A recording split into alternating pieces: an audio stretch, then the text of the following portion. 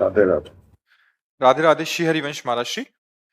महाराज जी, हमारी एक संस्था है जो जरूरतमंदों को अनाज देते हैं, पर कुछ लोग हमें बोलते हैं कि आप इससे उनको कमजोर कर रहे हैं, इससे वो कुछ नहीं करेंगे। अतः आपसे प्रार्थना है कि आप हमारा मार्गदर्शन करें कि हम इस सेवा को कैसे सुचारू रूप से करें। ऐसे लोगों की बातें नहीं सुनते हैं, ये बहिर्मुख लोग होते हैं।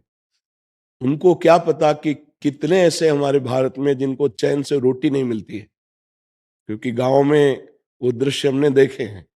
जो ऐसे लोग हैं उनका सहयोग करना चाहिए। कोई भी मनुष्य ऐसा नहीं कि कायर बन के जीना चाहता है। कई परिस्थितियां ऐसी होती हैं जिससे मेहनत करने पर भी वो अपने परिवार को सम्यक सुख सुविधाएं नहीं दे पाते, और यदि हम चार लोग मिलकर के उनको सहयोग कर देते हैं, ये बहुत बड़ा सुकृत बन जाता है। ये बातुल भूत विवश मतवारे, ते नहीं बोले ही बचन विचारे, तिनकर कहा सुनी नहीं काना, गोस्वामी जी ने कहा।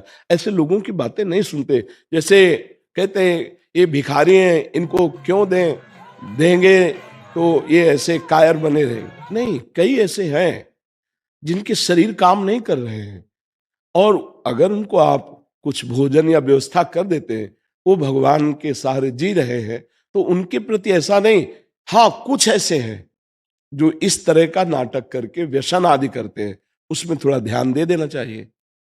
कुछ जरूरतमंद है, कुछ ऐसे हैं कि जो छल करके ऐसी लीलाएं करते हैं, नाटक करते हैं, और फिर शराब आदि पीते हैं, फिर गंदे आचरण में उतरते हैं।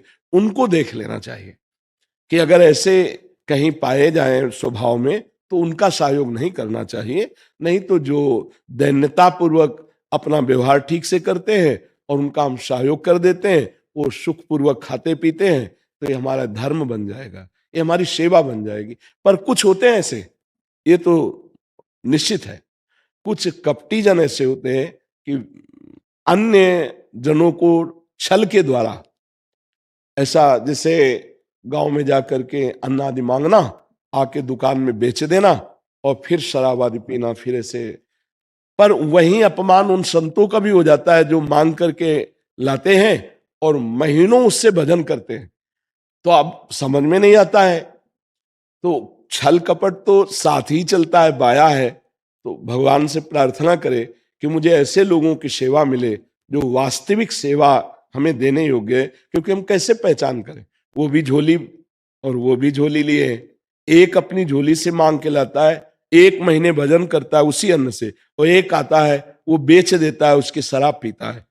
तो वो तो गलत आचरण में गया और वो भजन में गया। अब इसका भेद समझ पाना थोड़ा कठिन होता है। अगर कहीं निषेध किया जाए तो ऐसे निषेध किया जाए जो हमारी दी हुई वस्तु का दुरुपयोग करते हैं, हम उनको न दें। लेकिन जो वास्तविक जानते हैं कि सदुपयोग होगा, तो वहां दे देना चाहिए। ऐसे लोगों की बातें नहीं सुननी चाहिए।